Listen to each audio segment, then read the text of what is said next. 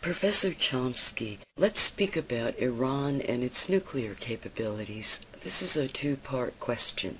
When we look at the failure of the East and West in stopping nuclear arms and having a nuclear-free world, can one even think in practical terms of a non-nuclear Iran, Israel, and the rest of the Middle East? Most Iranians feel it's their right to have nuclear power for peaceful means. And secondly, we all understand media dynamics. Mainstream media is not mentioning the dangers from bunker buster bombs that Israel would have to use on Iran and the possible radiation leaks from bombed facilities. Why isn't non-mainstream and independent media talking about those irreparable dangers? I've not seen this anywhere. Well, that's a little exaggerated. It has been, many of the consequences have been mentioned. I've written about them, so have others. With regard to Iran's right to develop nuclear power, it should be recognized that there's overwhelming support for that in the world. The non-aligned countries, it's most of the world, have been vigorously endorsing that right for years. In fact, up till about 2 years ago, when the huge propaganda offensive in the U.S. began, a large majority of Americans supported it. And technically, theoretically at least, so do the U.S. and Europe, though in fact they don't. As for ending the threat of nuclear weapons in the Middle East, that's a very important direction to pursue, and most of the world is committed to a way of doing it. There is a feasible way to proceed, namely a move towards establishing a nuclear weapons-free zone in the Middle East.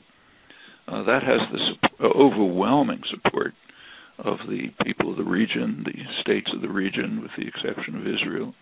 The support for that internationally is so strong that at the last periodic meeting of the Non-Proliferation Treaty, this is almost 2 years ago, support was so strong that the Obama administration also had to approve of it in words at least, although they added several conditions. One, as Hillary Clinton said at the meetings, it's a fine idea but not now. A second condition was that Israel must be excluded from the jurisdiction of the International Atomic Energy Agency, and another condition was that no decision that's taken may require other states, meaning the United States, to provide information about the nature and the development of Israel's nuclear capacities. Also, the Obama administration accepted Israel's condition that nothing of this sort can take place until there's a comprehensive peace settlement. Well, that can be delayed indefinitely. So yes, there's a way to proceed. There's overwhelming support for it, but it won't happen unless the major power in the world, the United States and its European allies, are willing to go along with it. I should add something that's very rarely discussed. The United States and Britain have a unique commitment to this outcome, a very significant commitment to it. When the U.S. and Britain invaded Iraq, they did try to construct a thin legal pretext for it.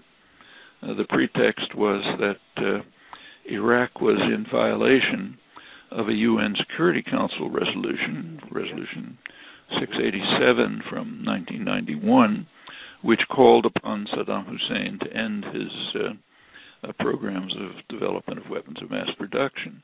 And as you recall, for George Bush and Tony Blair and the rest of them, what they called the single question was whether Saddam had agreed to do this. Well, we know the fate of that single question, but the point is that the U.S. and Britain did appeal to that resolution. That was the core of their legal argument. If you read that resolution, Article 14, it commits the signers to dedicate themselves to creating a nuclear weapons-free zone in the Middle East.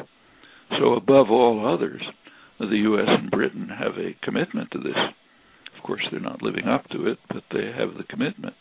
And that would be the reasonable way to proceed.